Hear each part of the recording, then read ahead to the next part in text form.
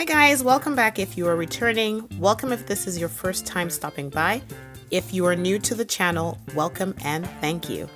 I already have a quick recipe for jollof rice on the channel. Today's is a request. This is how I used to make my jollof rice when I was in college. It's the oven method. I think I mainly did it either because I was scared of the rice burning in the pot or because it was just easier to serve at parties right out of the oven. Anyway, whatever my reason, here is the recipe. I have my long grain parboiled rice that I've washed, whole peeled tomatoes in a can, red bell peppers, habanero, onions, chicken broth, tomato paste, curry powder, seasonal, and thyme. First thing I'm going to do is blend my ingredients and then we'll get started. In my pot here, I have melted about 3/4 cups of coconut oil.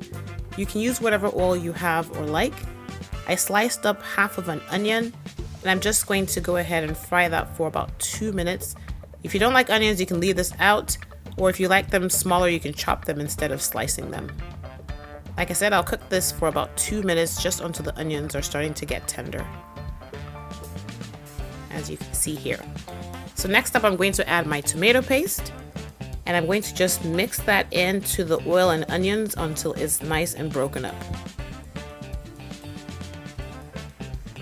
And then I'll let it cook for about 2 minutes, which is where we are at this stage.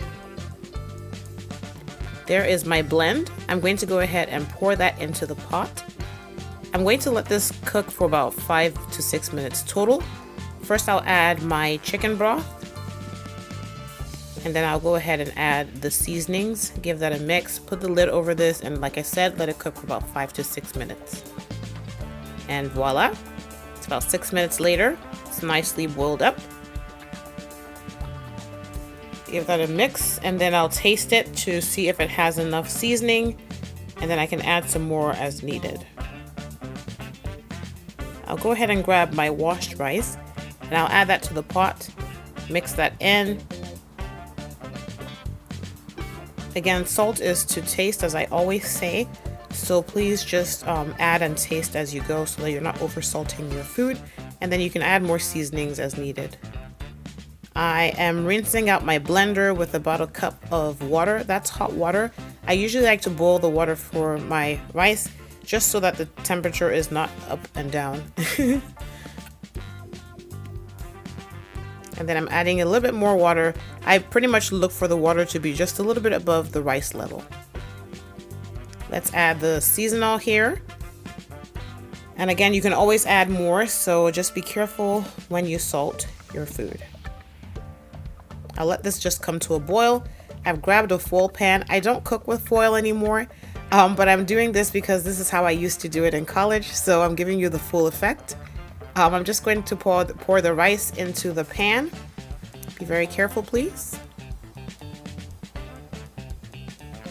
And then what I like to do is just move the rice around so that it gets to the corners of the pan.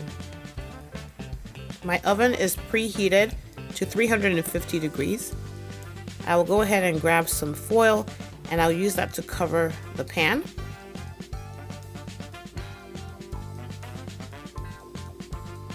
And that's going into the oven for about 18 to 20 minutes. You can check it at 18 minutes and it should be nice and dry. Here I was about 20 minutes in, and I'm going to go ahead and show you what your rice should look like.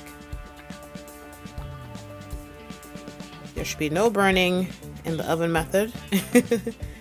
There you go. I'm going to give it a good mix and then I will let it sit in the oven for about 5 more minutes uncovered.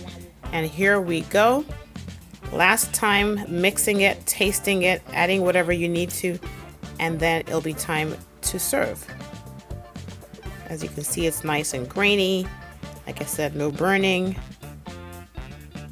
And there we have it. I'm going to plate this for you with some nicely oven fried chicken and oven fried plantains.